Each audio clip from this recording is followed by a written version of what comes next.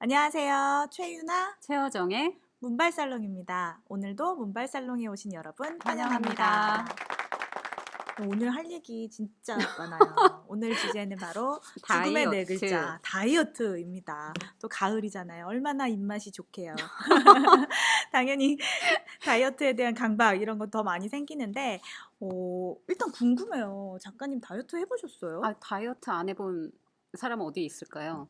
우리 내가 해봤던 가장 극한의 다이어트 썰 하나씩 풀어볼까요? 그러니까요. 저는 음.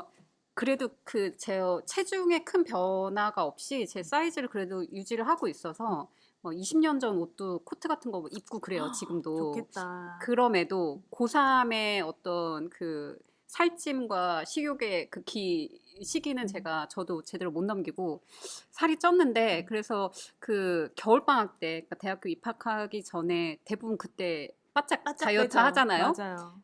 그래서 저도 저희 때 유행했던 다이어트가 덴마크식 다이어트라는 게 있었어요. 네. 그 다이어트도 계속 어떤 유행이 그쵸, 있잖아요. 맞아요. 워딩도 다 정말 다양하고.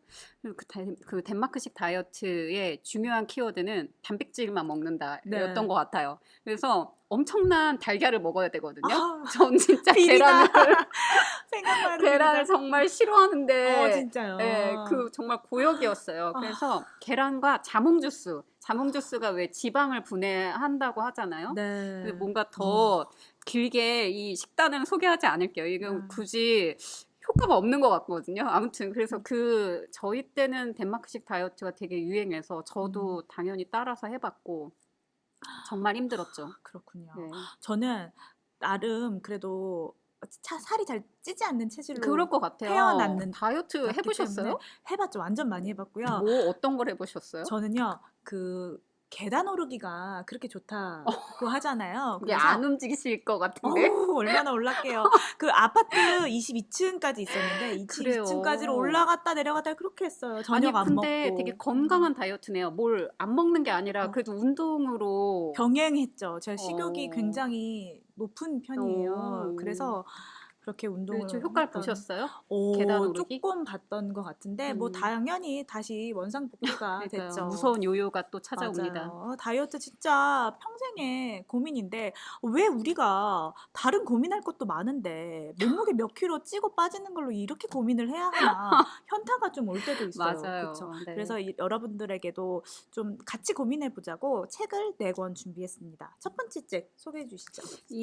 저는 이제 첫 번째 책으로 박민규 작가의 죽은 왕녀를 위한 파반느 소설입니다. 이거는 딱히 뭐 다이어트 주제 이렇게 연결시킬 수는 없지만 어떤 여성의 외모에 대한 이야기를 하고 있는 소설이고 거의 고전이라고 맞아요. 불릴 정도로 지금 이게 책이 처음 나온 때가 2009년도예요. 그리고 거의 지금 13년이 지났는데 제가 이 뒤에 몇 세를 찍었지 봤더니 한 54세를 찍었더라고요. 정말 많은 분들이 봤죠. 그만큼 그쵸, 읽어보셨잖아요. 네. 박민규 작가가 정말 이야기꾼이에요. 소설을 굉장히 흡입력 있게 써 내려갔고 특히나 저는 이 책에 대한 여러 가지 추억이 있는데 저는 이제 이 책의 표지를 보시면 이게 벨라스케스의 라스메니나스 시녀들이라는 그림입니다. 그리고 여러 가지 이제 상징적인 이야기가 있겠죠. 그리고 이 죽은 왕녀를 위한 파반느라는 이 제목은 모리스 라벨이 이 벨라스케스의 그림 중에 여기에 마가레타 공주의 그림을 따로 그려놓은 게 있어요. 그래서 그 라벨이 루브르 박물관 가서 이 마가레타 공주의 그림을 보고 어떤 영감을 얻어서 이 곡을 썼다고 해요. 그래서 저는 이 책을 읽을 때 이 죽은 왕녀를 위한 파반느를 틀어놓고 보거든요. 틀어놓고 읽거든요. 네. 음악이 너무 좋아요. 그렇군요. 네. 그래서 뭐 여러 가지 상징적인 의미도 있고 사실은 이 마가레타 공주가 지금 여기 보면 이렇게 예쁜 소녀예요. 네. 근데 어렸을 때는 이렇게 예뻤는데 이제 그 예전에 유럽 왕실은 근친혼을 굉장히 많이 했잖아요. 그래서 점점 커가면서 이제 외모가 굉장히 주걱턱이 되고 그리고 근친혼으로 보여지는 어떤 이상적인 현상들이 다 나타나요. 그래서 실제로 그 나이도 22살에 일찍 죽어요. 그러니까 예, 그런 어. 의미도 있고 여러 가지 이제 좀 상징적인 배경들이 좀 있을 것 같은데 이 책은 사실 박민규 작가가 이야기한 대로 못생긴 여자와 못생긴 여자를 사랑하는 남자를 다루는 최초의 음. 소설입니다라고 이제 소개를 해 두어요. 실제로 이제 그 두 사람의 사랑 이야기를 담고 있습니다. 그래서 저는 이 책을 읽을 당시에만 해도 저 역시나 음, 여성은 아름다워야 아름다운 사랑을 할 수 있고 또 맞아. 예뻐야 사랑받을 수 있어. 남자들에게 사랑받을 수 있고 이제 그런 식의 굉장히 만들어진 그 관념들이 있었는데 이 책이 사실은 그런 외모에 대한 사랑은 사실 외모와 상관없이 이루어질 수 있는 어떤 내면의 감정이구나라는 거를 깨닫게 한 소설이어서 굉장히 지금도 여러 가지 장면들이 기억에 남고 음. 오래된 책인데 제가 이거 13년 만에 다시 읽었는데도 너무 재미있는 거예요. 그리고 박민규 작가는 그 뒤에도 제가 이제 이 책을 읽고 너무 인상적이어서 여러 가지 다른 책을 찾아보기도 했는데 이 책만큼은 우리가 오늘 이야기할 이 여성의 외모, 뭐 다이어트 이런 거에 대한 어떤 고정관념을 바꾸는 소설로 한번 읽어보시면 정말 좋을 것 같아서 제가 한번 음. 소개해보고 싶었습니다. 제가 골라온 책은 떼인 근력 찾아드립니다. 라는 책입니다. 표지는 되게 귀엽죠. 그러니까 그쵸? 근력의 이 그쵸, 볼록볼록 그쵸. 나와 있는데 요즘에 되게 저는 모든 변화를 약간 신문 기사나 헤드라인으로 감지를 하는 음. 편인데요.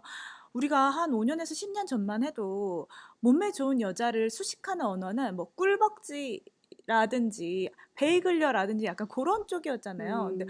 오늘도 아침에 휴대폰으로 기사를 검색했는데 대부분이 종이장 어, 같은 허리 막 어. 이렇게 되어 있는 거예요. 앙상한 팔뚝. 음. 막 직각 어깨 이런 식으로 음. 헤드라인 잡혀 있는 걸 보면서 아, 이 여성의 이상적인 신체를 보는 사회의 기준도 점점 계속 변하고 바뀌는. 있구나. 그리고 더 마르고 더 약간 보호 본능을 자극하는 연약함을 되게 이상적인 아름다움으로 간주하는 그 트렌드가 더 심해지고 있다라는 음. 생각이 좀 들었습니다. 음. 이 책은 그런 세태에 정확히 이제 반기를 드는 어. 책이에요.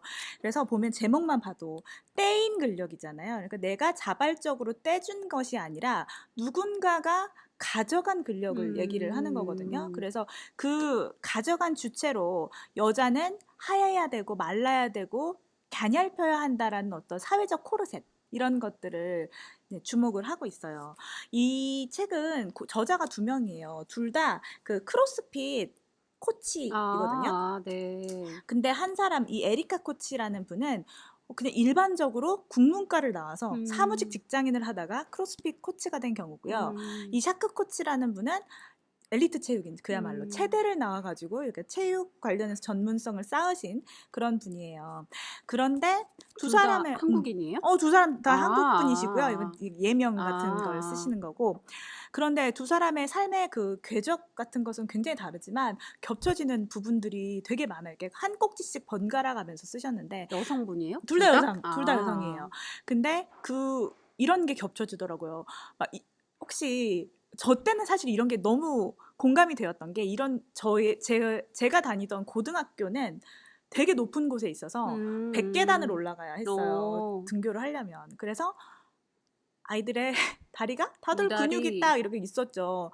근데 한 옆반 친구의 엄마는 그 무다리가 될까 봐 딸이 그걸 맨날 맥주병으로 밀어줬다라는 것이 뭔가 되게 어. 귀감이 되는 어머니상 얘기처럼 뭔가 영웅당처럼 이렇게 대대손손 이렇게 어. 내려왔죠. 그리고 또 뭐 어느 반에 가면은 야, 쟤는 방학 동안에 3kg를 뺐대라는 것이 정말 엄청난 화제가 되고 그 3kg를 뺐다는 것 자체만으로도 그 친구는 셀럽이 되는 거예요, 우리 사이에서. 막 다 같이 가서 막 어떻게 했어 막 물어보고 이런 일들을 이분들도 다 똑같이 겪었고요. 경로는 달랐지만 음. 그렇게 살아오다가 그 아까 전에 그 사무직 그분 같은 경우는 그냥 친구가 크로스핏 요즘 유행이래 가서 해보자라는 말에 가서 처음으로 운동을 해봤는데 완전히 새로운 경험을 하게 됐던 거예요. 그동안에는 잘록한 허리, 늘씬한 종아리 이런 것들이 어디에 좋겠어요? 나에게 좋을까요? 보는 이에게 보는 좋겠죠. 이에게 예. 좋잖아요. 그러니까 이건 뭐 쉽게 말하면 관상용인 거잖아요. 관상용 몸에만 좀 집중을 했다면 이 크로스핏 짐 안에서만큼은 내가 몇 킬로를 들 수 있고 내가 이 동작을 정확하게 구현할 수 있는지 이런 것들에 집중을 하게 되었다는 거죠. 그러니까 보여지는 몸에서 기능하는 몸으로 전환이 되면서 되게 자유로움을 느꼈다는 거예요. 아, 내가 다른 사람의 시선 때문에 딱 날씬한 팔뚝을 유지하면 못 들잖아요. 들고 싶은 것을. 그러니까는 그냥 기능하는 모습에 집중을 하면서 뭔가 되게 홀가분함을 느꼈다. 이런 얘기를 하고 있고요.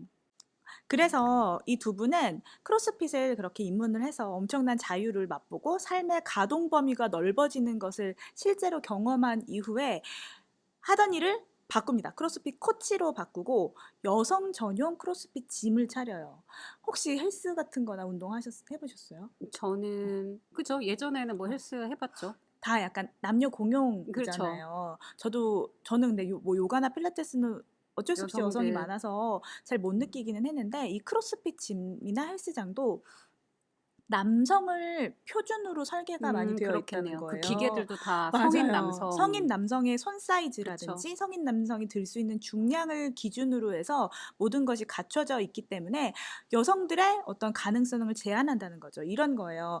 예컨대 뭐 그 캐틀벨 같은 경우는 4kg 단위로 보통 구비가 되어 있는데 이 여성 전용의 0.5kg 단위로 한번 놔봤대요. 그랬더니 한 회원이 항상 4kg랑 8kg인데 4kg는 드는데 8kg는 죽어도 못 들어서 아, 나는 4kg밖에 못 드는구나 라고 이렇게 딱 한계를 지었었는데 0.5가 생기면서 4.5, 5.5, 6, 6.5 이렇게 커나가는 거죠. 그러네요. 그걸 보면서 아, 내가 6.5까지 들 수 있는 사람이구나 라는 걸 다시 재확인을 했다는 거죠. 그리고 뭐 손 사이즈도 남성에게 맞춰져 있으니까 그런 것도 다 바꾸고 이 철봉 있잖아요. 철봉도 여성은 키가 작으니까 한 30cm 정도 줄였다고 해요. 근데 그 철봉 해보시면 아시겠지만 이게 무섭거든요. 위에 이렇게 올라가서 이렇게 뭔가 대롱대롱 매달려서 무서워서 못하는 경우가 있는데 이게 낮아지면서 조금 시도해 볼 수 있는 여지가 생기는 거죠. 이런 식으로 여성 전용 헬스장을 만들어서 이제 운영을 하고 계신 분인데요.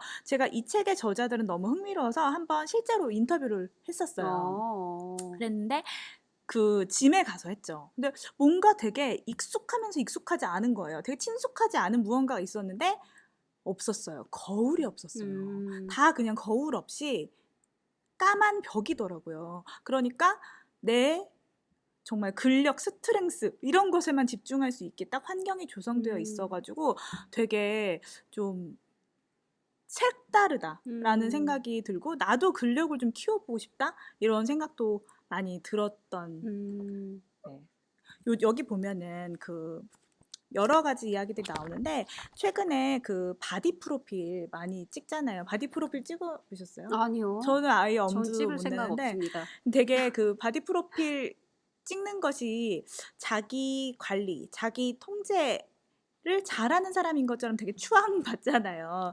그리고 막 멋지다 이렇게 칭찬도 많이 받는데 이분들은 약간 좀 생각이 다르더라고요. 그러니까 바디 프로필이 원래 일상생활대로 식단을 하거나 운동을 해서는 도달할 수 없는 되게 정점의 상태를 만들어 놓는 거잖아요.